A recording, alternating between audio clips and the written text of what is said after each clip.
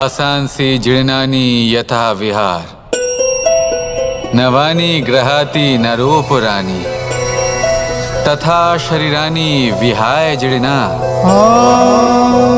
नन्यानि सयाति नवानि दे।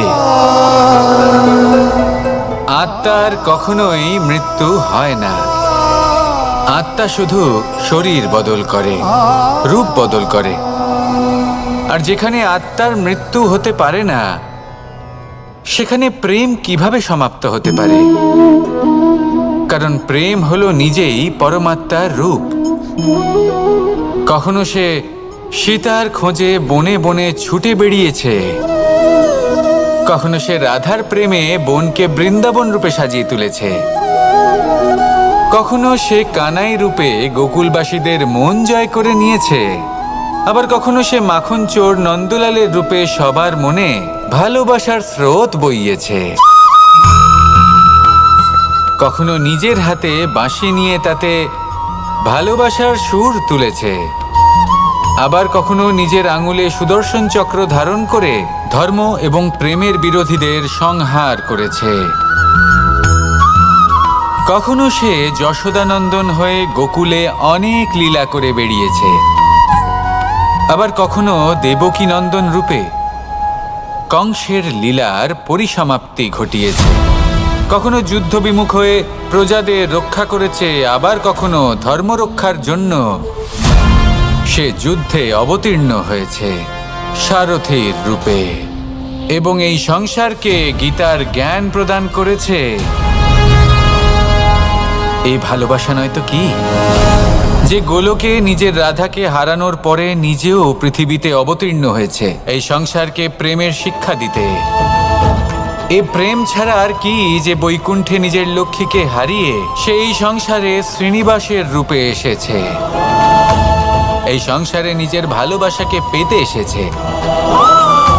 এই প্রেম হলো অনন্ত, এর যাত্রা হলো অনন্ত, এবং এই প্রেম যার যাত্রার কোনো অন্ত নেই আর যার প্রভাব হলো সুগভীর,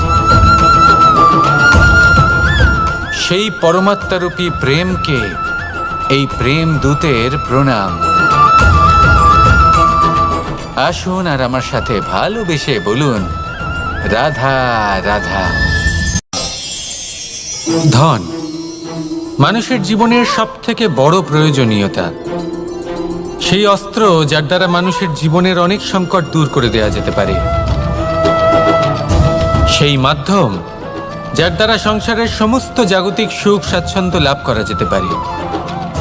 কিন্তু ধনের দ্বারা আমরা সব কিছু লাভ করতে পারি না। জাগতিক স্বাচ্ছন্দ্য আমরা লাভ করতে পারি, কিন্তু সুখ লাভ করতে পারবো না। সুখের উপকরণ আমরা লাভ করতে পারি, কিন্তু সুখের অনুভূতি লাভ করতে পারবো না। আনন্দ, সন্তোষ, প্রসন্নতা এগুলো ধন দ্বারা লাভ করা যায় না। কিন্তু হ্যাঁ, আনন্দ, সন্তোষ আর প্রসন্নতার সাথে যদি কোনো কাজ করেন তাহলে অবশ্যই ধন লাভ করবেন। তাহলে আসুন আর এই প্রসন্নতার সাথে বলুন, রাধা রাধা। মানুষ শুধুমাত্র দুই ধরনের ব্যক্তির সামনেই নত হন। একজন হলেন তিনি যাকে তিনি সম্মান করেন, আর আরেকজন যাকে তিনি ভয় পান। এবার কোনো ব্যক্তি যদি আপনার সামনে নত হন, তাহলে তার পেছনের কারণ কি? আপনার প্রতি সম্মান নাকি আপনার প্রতি ভয়? সেটা আপনাকেই বুঝতে হবে। যদি আপনি এমন মনে করেন যে তাতে কি যায় আসে, ভয় হোক বা সম্মান, কেউ আমার সামনে নত তো হচ্ছেন, যদি এটা আপনার চিন্তা ভাবনা হয়, তাহলে আপনাকে মনে করিয়ে দিই, এই সময় বদলাতে বেশি সময় লাগে না। আজ যে ব্যক্তি আপনাকে দেখে ভয় পাচ্ছে, কাল এই ভয়ের সমাপ্তিও ঘটতে পারে। আবার এমনও হতে পারে যে তার কাছে অত্যাধিক শক্তি চলে এলো। অনেক কিছুই হতে পারে। তাই মনে রাখবেন, যে মাথা ভয়ের কারণে নত হয় তা সময় এলে সবার আগে বিরোধিতা করতে পারে, আর যে মাথা সম্মানের কারণে নত হয় আপনার জন্য নিজের শিরচ্ছেদও সে করতে পারে। তাই সকলকে আপন করে নিন, কিন্তু ভয় প্রয়োগ করে নয়। কর্ম করুন এবং সম্মান অর্জন করুন। শুধু এটাই করুন আর আমার সাথে ভালোবেসে বলুন, রাধা রাধা। আমাদের জীবনে গুরুজনেরা, জ্ঞানী মানুষজন সবসময় একটা কথা বলেন, ধৈর্য ধরো। শুধুমাত্র দুটো শব্দ, কিন্তু কতটা বিশাল সেটা বোঝার চেষ্টা করুন। ছোট একটা অস্ত্র হাতে নিন এবং একটা বিশাল পর্বতে নিরন্তর প্রহার করতে থাকুন, ধৈর্য ধরে সেই কাজ করতে থাকুন। এমন একদিন আসবে এই বিশাল পর্বতে আপনি একটা পথ তৈরি করবেন। কোনো ধনুর্ধর যখন নিজের বিদ্যা অর্জন করেন তখন তাকেও ধৈর্য ধরতে হয়, তার নিজেকে সময় দিতে হয়, তবেই সে ধনুর্বিদ্যা শিখতে পারে। সেইভাবে আমাদের জীবনেও ধৈর্য ধরার খুব প্রয়োজন। পরিবারে ধৈর্য রাখতে পারলে তাহলে আস্তে আস্তে দেখবেন প্রেম বৃদ্ধি পাচ্ছে। সমাজে যদি ধৈর্য রাখতে পারেন তাহলে আস্তে আস্তে এই সমাজ আপনাকে সম্মান করবে। যদি নিজের জীবনে ধৈর্য রাখতে পারেন তাহলে নিজে থেকেই আত্মবিশ্বাস বাড়বে, নিজের বিকাশ হবে। জীবনে সবই সম্ভব যদি ধৈর্য রাখতে পারেন। হয়তো আস্তে আস্তে হবে, কিন্তু হবে অবশ্যই। শুধু ধৈর্য রাখুন, কারণ ধৈর্যই সবথেকে বড় পুঁজি। আসুন আর আমার সাথে ভালোবেসে বলুন, রাধা রাধা। কোনো এক সময়ের ঘটনা এটা। মা এবং বাবা হাটে গিয়েছিলেন, তখন আমি আর দাদা গিয়েছিলাম গরু চড়াতে। আমরা বাড়ি ফিরে এলাম, আর মা সেই সময় একটা কাজ করতেন।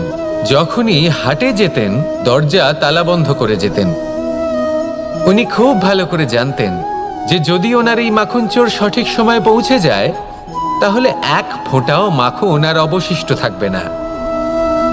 এবার ঘটনা কিছুটা এরকম হলো যে মা আর বাবা মাঝে মাঝে হাটে যেতেন, তাই মাঝে মাঝেই দরজা তালা বন্ধ করতে হতো। যখন মা আর বাবা ফিরে এলেন তখন বাবা ভুলে গিয়েছিলেন যে এই চাবির গোছা থেকে ঠিক কোন চাবিটা দরজার তালা খোলার জন্য উপযোগী। উনি চেষ্টা করতে শুরু করে দিলেন। একটার পর একটা চাবি দিয়ে উনি চেষ্টা করতে থাকলেন, কিন্তু সেই দরজার তালা তো খুলতেই চাইছিল না। ওনার মাথা থেকে ঘাম পড়তে শুরু করলো। তখন মা বললেন যে তালা ভেঙে দেওয়া যাক। মা চলে গেলেন, আর বাবা বললেন না না দাঁড়াও, আর কিছু চাবি বাকি আছে, এটা হয়তো খুলতে পারবো। মা হাতুড়ি নিয়ে চলে এলেন সেই তালা ভাঙার জন্য, আর তখনই বাবা শেষ চাবিটা প্রয়োগ করলেন আর দরজার তালা খুলে গেল। যদি উনি চেষ্টা না করতেন তাহলে এই তালাটাও ভেঙে যেত আর চাবিটাও নষ্ট হয়ে যেত, ঠিক কিনা? এবার এই ঘটনাটা আমি দেখেছিলাম, আর আমার মনে হলো যে কখনো কখনো এই চাবির গোছার মধ্যে থেকে শেষ চাবিটাও কিন্তু জীবনের দরজা খুলে দিতে পারে। সেজন্য আপনি যদি জীবনে সাফল্য লাভ করতে চেষ্টা করেন, নিজের লক্ষ্যে পৌঁছতে চান, তাহলে হার মানবেন না। হয়তো দেখবেন আপনার পরবর্তী প্রচেষ্টা বা এই অন্তিম প্রচেষ্টা আপনাকে সাফল্যের পথে নিয়ে গেল। তাই নিরন্তর প্রচেষ্টা করতে থাকুন, জীবনে সাফল্য লাভ করুন, আর আমার সাথে ভালোবেসে বলুন, রাধা রাধা। মানুষ নিজের জীবনে সেই সব কিছু লাভ করতে পারে যা সে কামনা করে। শুধু প্রয়োজন হলো ইচ্ছে এবং সিদ্ধান্তের। এবারে ইচ্ছে আসলে কি? সেটা হলো এই মনে প্রকট হওয়া একটি ভাবনা, একটি আবেগ। শুধু তা দিয়ে কিছুই হয় না। যখন সেই ইচ্ছের সাথে দৃঢ় প্রতিজ্ঞা জুড়ে যায় তখন বিষয়টা এগোতে থাকে। একটা উদাহরণ দিই, ধরুন আপনি মরুভূমিতে আছেন এবং আপনি মধুর জল পান করতে চান। এটা হলো শুধুমাত্র আপনার মনের একটি ইচ্ছে। যখন এই ইচ্ছের সাথে সিদ্ধান্ত জুড়ে যায় তখন আপনি সেই মরুভূমিতে গর্ত খুঁড়তে চেষ্টা করেন। আর যখন এই সিদ্ধান্তের সাথে নিষ্ঠা জড়িত হয় তখন আপনাকে সেই জল লাভ করার থেকে কেউ বাধা দিতে পারে না। ইতিহাস এটার সাক্ষী, যিনি নিশ্চিত করেছেন তিনি সেই সব কিছু লাভ করেছেন যা তিনি লাভ করতে চেয়েছেন।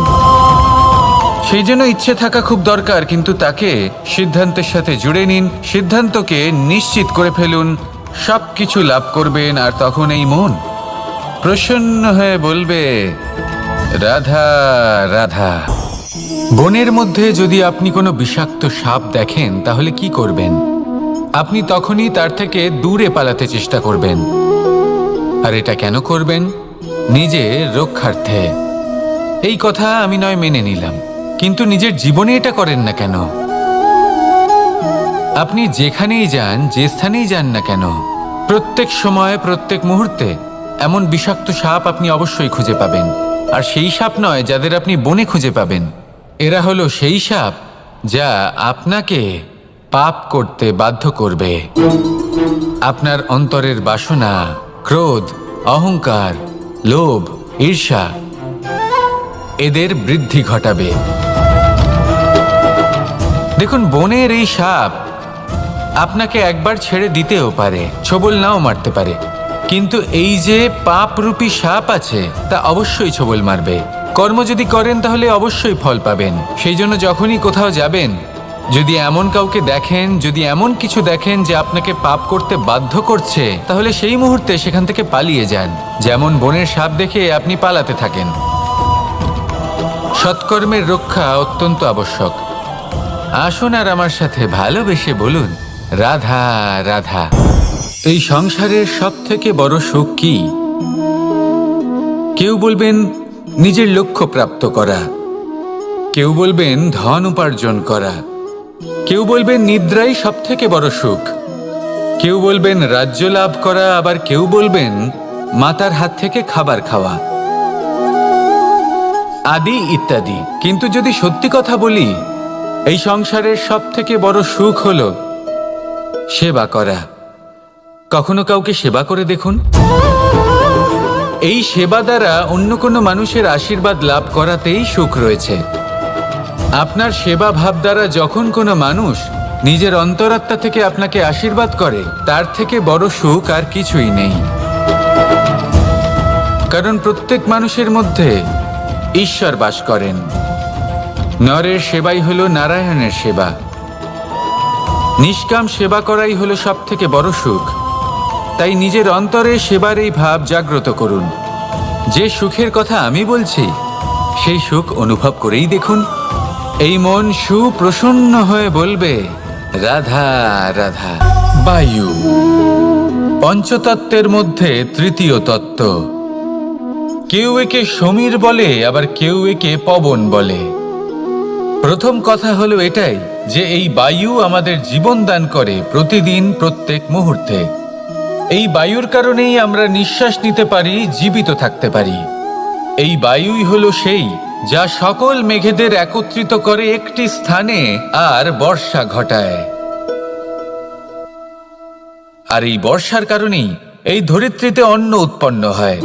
এই বায়ুকে দেখুন, কখনো এতটা সৌম্য যে আপনার কোনোই তফাৎ বোধ হয় না, আর কখনো কখনো এমন রূপ ধারণ করে ফেলে যে অনেক বড় বড় পর্বতের আকার পর্যন্ত বদলে ফেলে।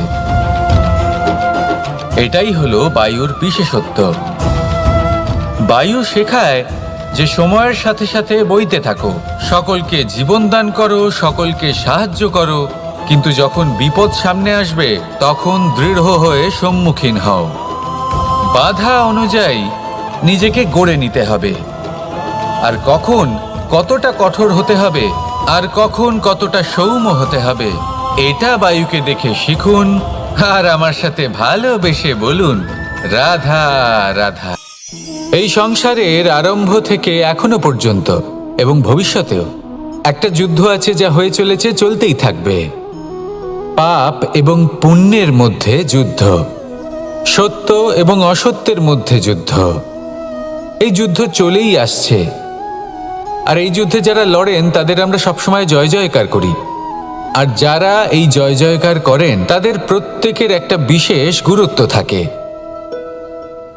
যখনই কোনো যোদ্ধা যুদ্ধক্ষেত্রে ক্লান্ত হয়ে পড়ে, শক্তিহীন হয়ে পড়ে, তখন এরা জয় জয়কার করে, শঙ্খ বাজাতে থাকে।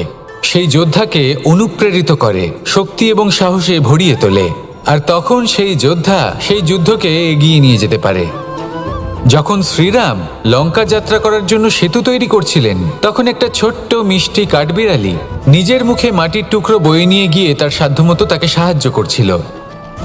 শ্রীরাম দেখলেন এবং বললেন যে ও তো সবার মনোবল বৃদ্ধি করছে, সবাইকে প্রেরিত করছে।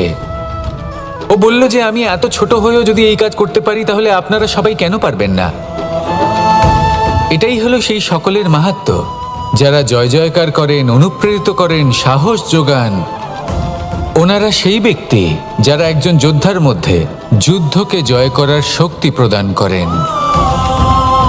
আসুন আমার সাথে ভালোবেসে বলুন, রাধা রাধা। কোকিলের ডাক শুনে আমার মন প্রফুল্ল হয়ে ওঠে। কোকিল হলো আমার অত্যন্ত প্রিয়। এরকমই আরো একটা পাখি আছে, কাক।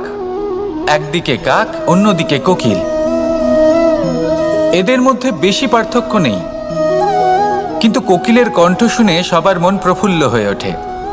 কোকিল যখন সামনে আসে তখন মন শান্ত হয়ে যায়। যখন কাক সামনে আসে তখন মানুষ দূরে পালিয়ে যায়। এমন কেন হয়? কারণ হলো বাণী।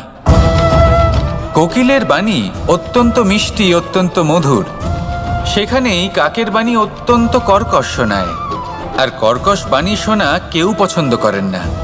আপনি নিজেকে জিজ্ঞেস করুন, কোনো ব্যক্তি আপনার সাথে কথা বললে তার বাণী মধুর হলে আপনার ভালো লাগে, আর যদি কর্কশ হয় তার থেকে দূরে চলে যেতে ইচ্ছে করে। তাই নিজের বাণীও এইভাবেই মধুর রাখুন, মিষ্টি রাখুন। এ আমারও খুব প্রিয়। আর এটা তখন হয় যখন মনে প্রেম থাকে। মনের মধ্যে প্রেম জাগ্রত করুন, বাণী নিজে থেকেই মধুর হয়ে যাবে। আর কৃষ্ণ নিজে থেকে আপনার কাছে আসবে আর আপনার সাথে বলবে, কি রাধা রাধা। যখন সূর্যের অত্যাধিক তাপের কারণে এই ধরিত্রী শুষ্ক হয়ে যায়, তখন প্রতিবিম্ব আমরা এইভাবে দেখতে পাই। আমরা কোথাও দূরে তাকালে আমাদের মনে হয় সেখানে জল রয়েছে। আমরা যখনই কাছে গিয়ে দেখি তখন দেখি যে সেখানে জলই নেই। তারপর যেই আমরা পেছনে ফিরে তাকাই, আমরা দেখি যেখান থেকে আমরা এসেছি সেখানে জল পড়ে রয়েছে। এবার এই যে মরুতৃষ্ণা, তা কিন্তু শুধুই ভূমিতে নয়, আমাদের ভাবনা চিন্তার সাথেও এটাই হয়ে থাকে। অনেক সময় হয়ে থাকে। যে ব্যক্তি জল লাভ করার আশায় বসে থাকে সে কখনোই জল লাভ করতে পারে না। কিন্তু যে ব্যক্তি জল লাভ করার আশায় নিরন্তর পরিশ্রম করতে থাকে, ঘাম ঝরায়, সেই ব্যক্তি কোনো মরুভূমিতেও জল লাভ অবশ্যই করে। জীবনে যদি আমরা বড় কিছু লাভ করতে চাই তাহলে নিরন্তর পরিশ্রম করতেই হবে। পরিশ্রমের এই মনোভাব অত্যন্ত গুরুত্বপূর্ণ। এই মনোভাব আর দৃষ্টিভঙ্গি এ হলো অন্তরের গুণ। রূপ এবং প্রসাধন এগুলি হলো বাহ্যিক আবরণ। যে ব্যক্তি রূপের কারণে আপনাকে ভালোবাসে তা প্রকৃত ভালোবাসা নয়। কিন্তু যে ব্যক্তি আপনার আবেগ এবং মানসিকতার জন্য আপনাকে ভালোবাসে তাই হলো প্রকৃত ভালোবাসা। তাহলে এই কথাটা মনে রাখুন আর আমার সাথে ভালোবেসে বলুন, রাধা রাধা। আমার অনেকগুলো নাম আছে আর তাদের মধ্যে একটি হলো যুদ্ধ বিমুখ। এই কথা আপনারা সবাই জানেন। দাদাও আমাকে বলেছেন যে তুমি এরকম কিভাবে যুদ্ধক্ষেত্র থেকে মুখ ঘুরিয়ে পালাতে পারো কানাই। দেখুন, যেটা সময়ের দাবি ছিল আমি সেটাই করেছি। যদি আমি রণভূমি ত্যাগ করে না পালাতাম তাহলে কে জানে কত সৈনিক নিজেদের প্রাণ হারাতেন, কে জানে কতগুলি পরিবার নিজেদের বাঁচার আশা হারাতেন, কে বলতে পারে হয়তো কত প্রাণী এই সংসার ত্যাগ করতেন। আর তাই কখনো কখনো যুদ্ধ বিমুখ হওয়াই শ্রেয়। কখনো জীবনের ক্ষেত্রেও এটা প্রযোজ্য। যদি দূরে চলে গেলে আপনার সম্ভাবনা বৃদ্ধি পায় তাহলে দূরে চলে যান। দূরে চলে যান সেই সকল ব্যক্তিদের থেকে যারা কথায় কথায় আপনাকে অপমান করেন, আপনার নিন্দা করেন, আপনাকে বাধা দেওয়ার চেষ্টা করেন, আপনাকে ছোট করেন। কারণ তাদের সাথে থেকে, সেই সকল ব্যক্তিদের সাথে থাকলে যারা আপনার মূল্য বোঝেন না, আপনি নিজের আত্মসম্মান, নিজের আত্মবিশ্বাস, নিজের ব্যক্তিত্বকে নত করে ফেলবেন। দূরে চলে যান সেই সকল সংঘর্ষ থেকে, সেই সকল পরিস্থিতি থেকে যাদের সম্মুখীন হয়ে আপনি কোনো পরিণামেই পৌঁছতে পারবেন না। যদি আপনি এইভাবে যুদ্ধ বিমুখ হয়ে উঠতে পারেন, যদি এই প্রবৃত্তি আপনি নিজের মধ্যে জাগ্রত করতে পারেন, তাহলে আপনার সামনে সেই যুদ্ধ চলে আসবে যাতে বিজয় লাভ করে আপনি নিজের অস্তিত্ব খুঁজে পাবেন। আর সেটাই হলো সবথেকে বড় জয়লাভ। আসুন আমার সাথে ভালোবেসে বলুন, রাধা রাধা। আসানসি জীর্ণানি যথা বিহার, নবানি গ্রহাতি নরোপরানি, তথা শরীরানি বিহায় জীর্ণা,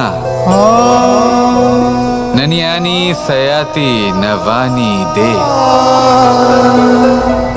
আত্মার কখনোই মৃত্যু হয় না। আত্মা শুধু শরীর বদল করে, রূপ বদল করে। আর যেখানে আত্মার মৃত্যু হতে পারে না, সেখানে প্রেম কিভাবে সমাপ্ত হতে পারে? কারণ প্রেম হলো নিজেই পরমাত্মার রূপ।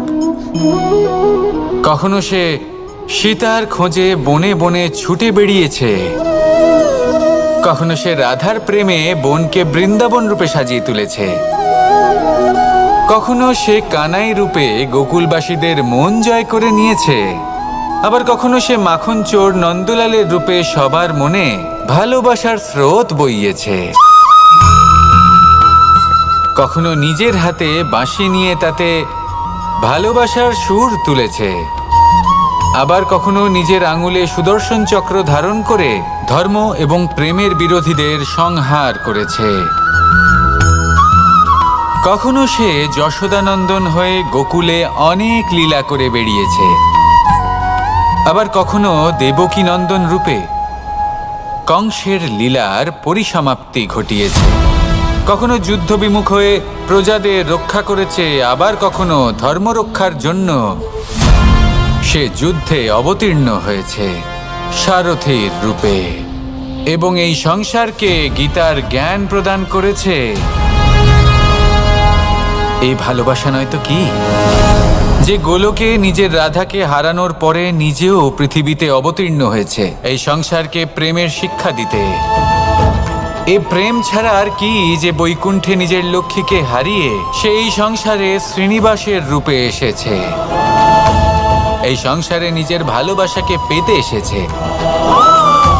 এই প্রেম হলো অনন্ত, এর যাত্রা হলো অনন্ত, এবং এই প্রেম যার যাত্রার কোনো অন্ত নেই আর যার প্রভাব হলো সুগভীর, সেই পরমাত্মারূপী প্রেমকে এই প্রেম দূতের প্রণাম। আসুন আর আমার সাথে ভালোবেসে বলুন, রাধা রাধা। ধন মানুষের জীবনের সবথেকে বড় প্রয়োজনীয়তা, সেই অস্ত্র যার দ্বারা মানুষের জীবনের অনেক সংকট দূর করে দেওয়া যেতে পারে, সেই মাধ্যম যার দ্বারা সংসারের সমস্ত জাগতিক সুখ স্বাচ্ছন্দ্য লাভ করা যেতে পারে। কিন্তু ধনের দ্বারা আমরা সব কিছু লাভ করতে পারি না। জাগতিক স্বাচ্ছন্দ্য আমরা লাভ করতে পারি, কিন্তু সুখ লাভ করতে পারবো না। সুখের উপকরণ আমরা লাভ করতে পারি, কিন্তু সুখের অনুভূতি লাভ করতে পারবো না। আনন্দ, সন্তোষ, প্রসন্নতা এগুলো ধন দ্বারা লাভ করা যায় না। কিন্তু হ্যাঁ, আনন্দ, সন্তোষ আর প্রসন্নতার সাথে যদি কোনো কাজ করেন তাহলে অবশ্যই ধন লাভ করবেন। তাহলে আসুন আর এই প্রসন্নতার সাথে বলুন, রাধা রাধা। মানুষ শুধুমাত্র দুই ধরনের ব্যক্তির সামনেই নত হন। একজন হলেন তিনি যাকে তিনি সম্মান করেন, আর আরেকজন যাকে তিনি ভয় পান। এবার কোনো ব্যক্তি যদি আপনার সামনে নত হন, তাহলে তার পেছনের কারণ কি? আপনার প্রতি সম্মান নাকি আপনার প্রতি ভয়? সেটা আপনাকেই বুঝতে হবে। যদি আপনি এমন মনে করেন যে তাতে কি যায় আসে, ভয় হোক বা সম্মান, কেউ আমার সামনে নত তো হচ্ছেন, যদি এটা আপনার চিন্তা ভাবনা হয়, তাহলে আপনাকে মনে করিয়ে দিই, এই সময় বদলাতে বেশি সময় লাগে না। আজ যে ব্যক্তি আপনাকে দেখে ভয় পাচ্ছে, কাল এই ভয়ের সমাপ্তিও ঘটতে পারে। আবার এমনও হতে পারে যে তার কাছে অত্যাধিক শক্তি চলে এলো, অনেক কিছুই হতে পারে। তাই মনে রাখবেন, যে মাথা ভয়ের কারণে নত হয় তা সময় এলে সবার আগে বিরোধিতা করতে পারে, আর যে মাথা সম্মানের কারণে নত হয় আপনার জন্য নিজের শিরচ্ছেদও সে করতে পারে।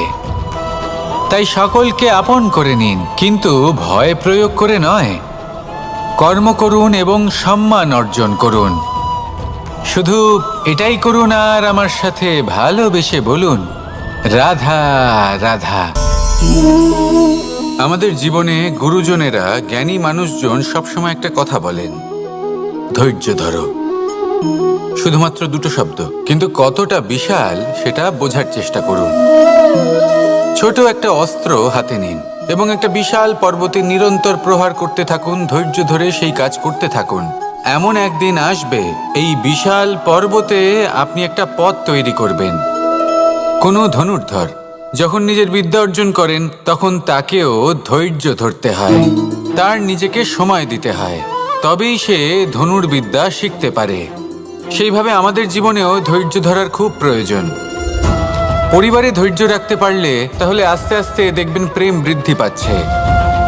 সমাজে যদি ধৈর্য রাখতে পারেন তাহলে আস্তে আস্তে এই সমাজ আপনাকে সম্মান করবে। যদি নিজের জীবনে ধৈর্য রাখতে পারেন তাহলে নিজে থেকেই আত্মবিশ্বাস বাড়বে, নিজের বিকাশ হবে। জীবনে সবই সম্ভব যদি ধৈর্য রাখতে পারেন। হয়তো আস্তে আস্তে হবে, কিন্তু হবে অবশ্যই। শুধু ধৈর্য রাখুন, কারণ ধৈর্যই সবথেকে বড় পুঁজি। আসুন আর আমার সাথে ভালোবেসে বলুন, রাধা রাধা। কোনো এক সময়ের ঘটনা এটা। মা এবং বাবা হাটে গিয়েছিলেন, তখন আমি আর দাদা গিয়েছিলাম গরু চড়াতে। আমরা বাড়ি ফিরে এলাম, আর মা সেই সময় একটা কাজ করতেন। যখনই হাটে যেতেন দরজা তালা বন্ধ করে যেতেন। উনি খুব ভালো করে জানতেন যে যদি ওনার এই মাখন চোর সঠিক সময়ে পৌঁছে যায় তাহলে এক ফোঁটাও মাখন আর অবশিষ্ট থাকবে না। এবার ঘটনা কিছুটা এরকম হলো যে মা আর বাবা মাঝে মাঝে হাটে যেতেন, তাই মাঝে মাঝেই দরজা তালা বন্ধ করতে হতো। যখন মা আর বাবা ফিরে এলেন তখন বাবা ভুলে গিয়েছিলেন যে এই চাবির গোছা থেকে ঠিক কোন চাবিটা দরজার তালা খোলার জন্য উপযোগী। উনি চেষ্টা করতে শুরু করে দিলেন। একটার পর একটা চাবি দিয়ে উনি চেষ্টা করতে থাকলেন, কিন্তু সেই দরজার তালা তো খুলতেই চাইছিল না। ওনার মাথা থেকে ঘাম পড়তে শুরু করলো। তখন মা বললেন যে তালা ভেঙে দেওয়া যাক। মা চলে গেলেন, আর বাবা বললেন, না না দাঁড়াও, আর কিছু চাবি বাকি আছে, এটা হয়তো খুলতে পারবো। মা হাতুড়ি নিয়ে চলে এলেন সেই তালা ভাঙার জন্য, আর তখনই বাবা শেষ চাবিটা প্রয়োগ করলেন আর দরজার তালা খুলে গেল। যদি উনি চেষ্টা না করতেন তাহলে এই তালাটাও ভেঙে যেত আর চাবিটাও নষ্ট হয়ে যেত, ঠিক কিনা? এবার এই ঘটনাটা আমি দেখেছিলাম, আর আমার মনে হলো যে কখনো কখনো এই চাবির গোছার মধ্যে থেকে শেষ চাবিটাও কিন্তু জীবনের দরজা খুলে দিতে পারে। সেজন্য আপনি যদি জীবনে সাফল্য লাভ করতে চেষ্টা করেন, নিজের লক্ষ্যে পৌঁছতে চান, তাহলে হার মানবেন না। হয়তো দেখবেন আপনার পরবর্তী প্রচেষ্টা বা এই অন্তিম প্রচেষ্টা আপনাকে সাফল্যের পথে নিয়ে গেল। তাই নিরন্তর প্রচেষ্টা করতে থাকুন, জীবনে সাফল্য লাভ করুন, আর আমার সাথে ভালোবেসে বলুন, রাধা রাধা। মানুষ নিজের জীবনে সেই সব কিছু লাভ করতে পারে যা সে কামনা করে। শুধু প্রয়োজন হলো ইচ্ছে এবং সিদ্ধান্তের। এবার এই ইচ্ছে আসলে কি? সেটা হলো এই মনে প্রকট হওয়া একটি ভাবনা, একটি আবেগ। শুধু তা দিয়ে কিছুই হয় না। যখন সেই ইচ্ছের সাথে দৃঢ় প্রতিজ্ঞা জুড়ে যায় তখন বিষয়টা এগোতে থাকে। একটা উদাহরণ দিই, ধরুন আপনি মরুভূমিতে আছেন এবং আপনি মধুর জল পান করতে চান। এটা হলো শুধুমাত্র আপনার মনের একটি ইচ্ছে। যখন এই ইচ্ছের সাথে সিদ্ধান্ত জুড়ে যায় তখন আপনি সেই মরুভূমিতে গর্ত খুঁড়তে চেষ্টা করেন। আর যখন এই সিদ্ধান্তের সাথে নিষ্ঠা জড়িত হয় তখন আপনাকে সেই জল লাভ করার থেকে কেউ বাধা দিতে পারে না। ইতিহাস এটার সাক্ষী, যিনি নিশ্চিত করেছেন তিনি সেই সব কিছু লাভ করেছেন যা তিনি লাভ করতে চেয়েছেন। সেই জন্য ইচ্ছে থাকা খুব দরকার, কিন্তু তাকে সিদ্ধান্তের সাথে জুড়ে নিন। সিদ্ধান্তকে নিশ্চিত করে ফেলুন, সব কিছু লাভ করবেন। আর তখন এই মন প্রসন্ন হয়ে বলবে, রাধা রাধা। বনের মধ্যে যদি আপনি কোনো বিষাক্ত সাপ দেখেন তাহলে কি করবেন? আপনি তখনই তার থেকে দূরে পালাতে চেষ্টা করবেন। আর এটা কেন করবেন? নিজের রক্ষার্থে। এই কথা আমি নয় মেনে নিলাম, কিন্তু নিজের জীবনে এটা করেন না কেন? আপনি যেখানেই যান, যে স্থানেই যান না কেন, প্রত্যেক সময় প্রত্যেক মুহূর্তে এমন বিষাক্ত সাপ আপনি অবশ্যই খুঁজে পাবেন। আর সেই সাপ নয় যাদের আপনি বনে খুঁজে পাবেন, এরা হলো সেই সাপ যা আপনাকে পাপ করতে বাধ্য করবে। আপনার অন্তরের বাসনা, ক্রোধ, অহংকার, লোভ, ঈর্ষা এদের বৃদ্ধি ঘটাবে।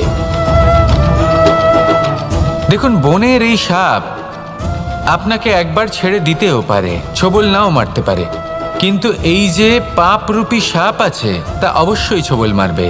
কর্ম যদি করেন তাহলে অবশ্যই ফল পাবেন। সেই জন্য যখনই কোথাও যাবেন, যদি এমন কাউকে দেখেন, যদি এমন কিছু দেখেন যে আপনাকে পাপ করতে বাধ্য করছে, তাহলে সেই মুহূর্তে সেখান থেকে পালিয়ে যান। যেমন বনের সাপ দেখে আপনি পালাতে থাকেন। সৎকর্মের রক্ষা অত্যন্ত আবশ্যক। আসুন আর আমার সাথে ভালোবেসে বলুন, রাধা রাধা। এই সংসারের সব থেকে বড় সুখ কি? কেউ বলবেন নিজের লক্ষ্য প্রাপ্ত করা, কেউ বলবেন ধন উপার্জন করা, কেউ বলবেন নিদ্রাই সব থেকে বড় সুখ, কেউ বলবেন রাজ্য লাভ করা, আবার কেউ বলবেন মাতার হাত থেকে খাবার খাওয়া, আদি ইত্যাদি। কিন্তু যদি সত্যি কথা বলি, এই সংসারের সব থেকে বড় সুখ হলো সেবা করা। কখনো কাউকে সেবা করে দেখুন। এই সেবা দ্বারা অন্য কোনো মানুষের আশীর্বাদ লাভ করাতেই সুখ রয়েছে। আপনার সেবা ভাব দ্বারা যখন কোনো মানুষ নিজের অন্তরাত্মা থেকে আপনাকে আশীর্বাদ করে, তার থেকে বড় সুখ আর কিছুই নেই। কারণ প্রত্যেক মানুষের মধ্যে ঈশ্বর বাস করেন। নরের সেবাই হলো নারায়ণের সেবা। নিষ্কাম সেবা করাই হলো সব থেকে বড় সুখ। তাই নিজের অন্তরে সেবার এই ভাব জাগ্রত করুন। যে সুখের কথা আমি বলছি, সেই সুখ অনুভব করেই দেখুন। এই মন সুপ্রসন্ন হয়ে বলবে, রাধা রাধা। বায়ু পঞ্চতত্ত্বের মধ্যে তৃতীয় তত্ত্ব। কেউ একে সমীর বলে, আবার কেউ একে পবন বলে। প্রথম কথা হলো এটাই যে এই বায়ু আমাদের জীবন দান করে প্রতিদিন, প্রত্যেক মুহূর্তে। এই বায়ুর কারণেই আমরা নিঃশ্বাস নিতে পারি, জীবিত থাকতে পারি। এই বায়ুই হলো সেই যা সকল মেঘেদের একত্রিত করে একটি স্থানে আর বর্ষা ঘটায়। আর এই বর্ষার কারণেই এই ধরিত্রীতে অন্ন উৎপন্ন হয়। এই বায়ুকে দেখুন, কখনো এতটা সৌম্য যে আপনার কোনোই তফাৎ বোধ হয় না, আর কখনো কখনো এমন রূপ ধারণ করে ফেলে যে অনেক বড় বড় পর্বতের আকার পর্যন্ত বদলে ফেলে। এটাই হলো বায়ুর বিশেষত্ব।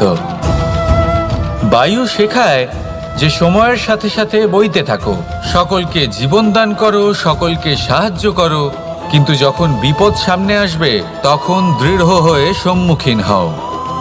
বাধা অনুযায়ী নিজেকে গড়ে নিতে হবে। আর কখন কতটা কঠোর হতে হবে, আর কখন কতটা সৌম্য হতে হবে, এটা বায়ুকে দেখে শিখুন। আর আমার সাথে ভালোবেসে বলুন, রাধা রাধা। এই সংসারের আরম্ভ থেকে এখনো পর্যন্ত এবং ভবিষ্যতেও একটা যুদ্ধ আছে, যা হয়ে চলেছে, চলতেই থাকবে। পাপ এবং পুণ্যের মধ্যে যুদ্ধ, সত্য এবং অসত্যের মধ্যে যুদ্ধ। এই যুদ্ধ চলেই আসছে। আর এই যুদ্ধে যারা লড়েন তাদের আমরা সবসময় জয় জয়কার করি। আর যারা এই জয় জয়কার করেন তাদের প্রত্যেকের একটা বিশেষ গুরুত্ব থাকে। যখনই কোনো যোদ্ধা যুদ্ধক্ষেত্রে ক্লান্ত হয়ে পড়ে, শক্তিহীন হয়ে পড়ে, তখন এরা জয় জয়কার করে, শঙ্খ বাজাতে থাকে। সেই যোদ্ধাকে অনুপ্রেরিত করে, শক্তি এবং সাহসে ভরিয়ে তোলে। আর তখন সেই যোদ্ধা সেই যুদ্ধকে এগিয়ে নিয়ে যেতে পারে। যখন শ্রীরাম লঙ্কা যাত্রা করার জন্য সেতু তৈরি করছিলেন, তখন একটা ছোট্ট মিষ্টি কাঠবিড়ালি নিজের মুখে মাটির টুকরো বয়ে নিয়ে গিয়ে তার সাধ্যমতো তাকে সাহায্য করছিল। শ্রীরাম দেখলেন এবং বললেন যে ও তো সবার মনোবল বৃদ্ধি করছে, সবাইকে প্রেরিত করছে। ও বলল যে আমি এত ছোট হয়েও যদি এই কাজ করতে পারি, তাহলে আপনারা সবাই কেন পারবেন না? এটাই হলো সেই সকলের মাহাত্ম্য। যারা জয় জয়কার করেন, অনুপ্রেরিত করেন, সাহস যোগান, ওনারা সেই ব্যক্তি যারা একজন যোদ্ধার মধ্যে যুদ্ধকে জয় করার শক্তি প্রদান করেন। আসুন আমার সাথে ভালোবেসে বলুন, রাধা রাধা। কোকিলের ডাক শুনে আমার মন প্রফুল্ল হয়ে ওঠে। কোকিল হলো আমার অত্যন্ত প্রিয়। এরকমই আরও একটা পাখি আছে, কাক। একদিকে কাক, অন্যদিকে কোকিল। এদের মধ্যে বেশি পার্থক্য নেই, কিন্তু কোকিলের কণ্ঠ শুনে সবার মন প্রফুল্ল হয়ে ওঠে।